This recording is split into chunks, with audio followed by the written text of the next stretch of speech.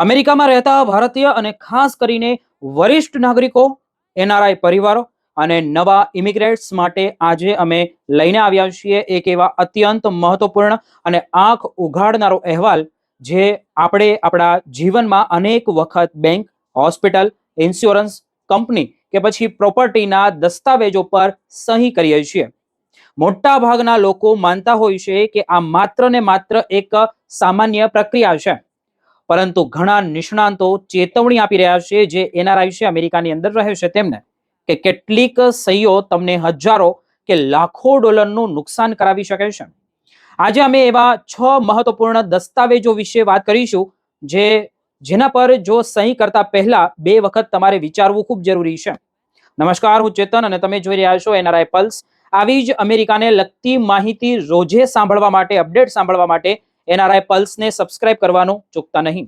સૌ પ્રથમ આપણે વાત કરીએ બેંકના overdraft protection opt in form વિશે. જ્યારે તમે અમેરિકામાં કોઈ નવી સેવિંગ એકાઉન્ટ ખોલાવી રહ્યા છો, ત્યારે બેંક તમને અનેક દસ્તાવેજો આપે છે, જેમાં એક દસ્તાવેજ ઓવરડ્રાફ્ટ પ્રોટેક્શનનો પણ હોય છે. બેંકના કર્મચારીઓ ઘણી વખત તેને એક સલામતી કવચ તરીકે રજૂ કરે છે અને કહે છે કે જો તમારા ખાતામાં પૈસા ઓછા પડી જાય તો પણ તમારી ખરીદી કે પેમેન્ટ અટકશે નહીં. સાંભળવામાં આ ખૂબ જ જોઈએ તો સારી સુવિધા લાગે છે, પરંતુ વાસ્તવિકતા ઘણી વખત અલગ હોય છે. માનો કે તમારા ખાતામાં માત્ર $3 બાકી છે અને તમે $4ની કોફી ખરીદો છો. જો તમે ઓવરડ્રાફ્ટ પ્રોટેક્શન માટે મંજૂરી આપી હોય તો બેંક ટ્રાન્ઝેક્શન મંજૂર કરી દેશે, પરંતુ તેની સામે લગભગ $35 જેટલી ઓવરડ્રાફ્ટ ફી વસૂલ કરી શકે છે. જો એક જ દિવસમાં આવા 3 કે 4 નાના ટ્રાન્ઝેક્શન થાય તો $100 થી પણ વધુ ફી તમારી કપાઈ શકે છે.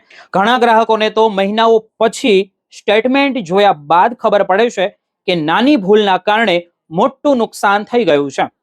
તેથી ઘણા નાણાકીય નિષ્ણાંતો સલાહ આપી રહ્યા છે કે જો તમારી જરૂરિયાત ન હોય તો ઓવરડ્રાફ્ટ ઓપ્ટ ઇન પર ન કરવું, અને પૈસા ન હોય તો ટ્રાન્ઝેક્શન રિજેક્ટ થઈ જાય તે વધુ સારું અને મફત વિકલ્પ બની શકે છે. હવે વાત કરીએ બેંક એગ્રીમેન્ટમાં છુપાયેલી જે બાઇન્ડિંગ ઓબ્લિગેશન ક્લોઝ વિશે.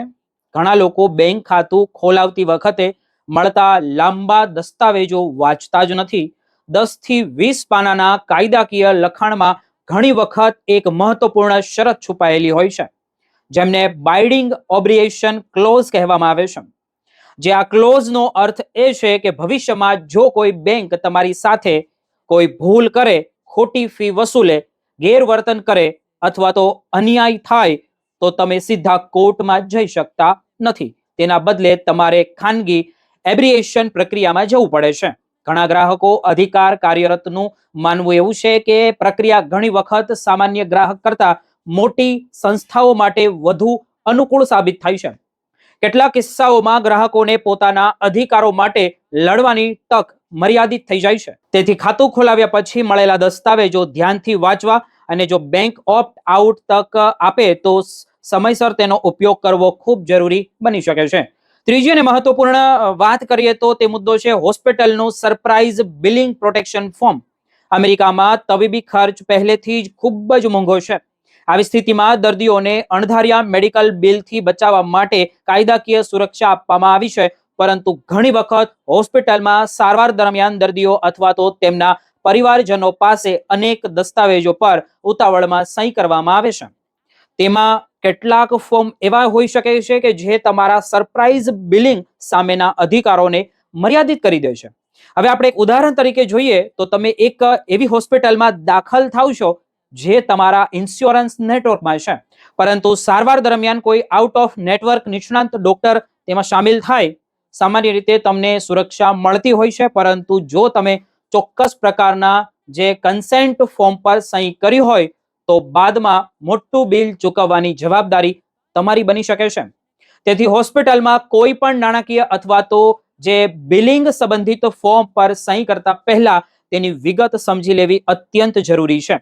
ચોથો અને સૌથી મહત્વનો મુદ્દો એ છે કે જે હોસ્પિટલ અથવા તો મેડિકલ ફેસિલિટીના જે બાઇન્ડિંગ એબ્રિએશન એગ્રીમેન્ટ ઘણા લોકોને ખબર જ નથી હોતી કે કેટલાક હોસ્પિટલો દાખલ કરતી વખતે એવા દસ્તાવેજો આપે છે જેમાં લખેલું હોય છે કે ભવિષ્યમાં કોઈ વિવાદ ઊભો થાય તો તેનો ઉલ્લેખ કોર્ટમાં નહીં પરંતુ એબ્રિએશન દ્વારા કરવામાં આવશે. આનો અર્થ એ થાય છે કે જો સારવાર દરમિયાન ગંભીર ભૂલ થાય અથવા તો મેડિકલ મેલ પ્રેક્ટિસનો પ્રશ્ન ઊભો થાય તો દર્દીનું કોર્ટમાં જવાનો અધિકાર મર્યાદિત થઈ શકે છે. ખાસ કરીને ઇમરજન્સી પરિસ્થિતિમાં લોકો ગભરાટમાં દસ્તાવેજો વાંચ્યા વિના જ તેમાં સહી કરી દેતા હોય છે. નિષ્ણાંતો સલાહ આપી રહ્યા છે કે શક્ય હોય ત્યાં સુધી દરેક દસ્તાવેજ વાંચવો જોઈએ, પ્રશ્નો પૂછવા જોઈએ અને જરૂર પડે તો જે પેશન્ટ એડવોકેટની મદદ પણ લેવી જોઈએ. ઘણી વખત હોસ્પિટલો આ પ્રકારની ક્લોઝ અંગે સ્પષ્ટતા કરવા તૈયાર હોય છે. હવે વાત કરીએ આપણે ઇન્સ્યોરન્સ ઓટો રિન્યુઅલ ઓથોરાઇઝેશન વિશે. મિત્રો, લાખો અમેરિકામાં વસતા બધા જ ભારતીય વર્ષો સુધી એક જ કાર ઇન્સ્યોરન્સ અથવા તો હોમ ઇન્સ્યોરન્સ કંપની સાથે જોડાયેલા રહે છે. શરૂઆતમાં મળેલો સારો ભાવ ધીમે ધીમે વધતો જાય છે, પરંતુ ઘણા ગ્રાહકો ધ્યાન આપતા નથી કારણ કે પોલિસી આપમેળે રિન્યુ થઈ જતી હોય છે. કેટલાક ગ્રાહક સંગઠનો આ પ્રથાને લોયલ્ટી અને પેનલ્ટી તરીકે ઓળખાવે છે. એટલે કે જો ગ્રાહકો વર્ષોથી કંપનીની સાથે રહે છે તેઓને ક્યારેક નવા ગ્રાહકો કરતા વધુ પ્રીમિયમ ચૂકવવું પડે છે. વરિષ્ઠ નાગરિકો ખાસ કરીને આનો ભોગ બની શકે છે કારણ કે તેઓ ઘણી વખત કંપની બદલવાની પ્રક્રિયા ટાળી દેતા હોય છે. નાણાકીય સલાહકારો કહે છે કે પોલિસી પૂરી થવાના ઓછામાં ઓછા 1 મહિના પહેલા અન્ય કે 2-3 કંપનીઓના ભાવ મેળવવા જોઈએ. જો બીજી જગ્યાએ ઓછા દર મળે તો પોતાની વર્તમાન કંપની સાથે વાટાઘાટ કરવી જોઈએ. ઘણી વખત માત્ર એક ફોન કોલથી જ $100 કે હજારો ડોલરની બચત થઈ શકે છે. હવે છઠ્ઠો અને કદાચ સૌથી ગંભીર મુદ્દો છે તેની વાત કરીએ, એટલે કે જોઈન્ટ ટેન્સી ડીડ દ્વારા મકાનમાં સંતાનોનું નામ ઉમેરવું. ઘણા માતા પિતા સારા આશ્રયથી એવું કરે છે કે તેઓ ઈચ્છે છે કે તેમના મૃત્યુ પછી સંતાનોને કોર્ટની લાંબી પ્રક્રિયામાંથી પસાર ન થવું પડે અને મિલકત સરળતાથી ટ્રાન્સફર થઈ જાય. પરંતુ કાયદાકીય અને કરવેરા નિષ્ણાંતો કહે છે કે આ નિર્ણયના લાંબા ગાળાના ગંભીર પરિણામો હોઈ શકે. એકવાર સંતાનોનું નામ સહમાલિક તરીકે ઉમેરાઈ જાય પછી તે વ્યક્તિ મકાનમાં કાનૂની હિસ્સેદાર બની જાય છે. જો ભવિષ્યમાં સંતાન પર કોઈ મોટો કોર્ટ કેસ થાય, છૂટાછેડા થાય, દેવાની સમસ્યા ઊભી થાય અથવા તો ટેક્સ સંબંધિત કાર્યવાહી થાય તો તેની અસર માતા પિતાની મિલકત પર પણ પડી શકે છે.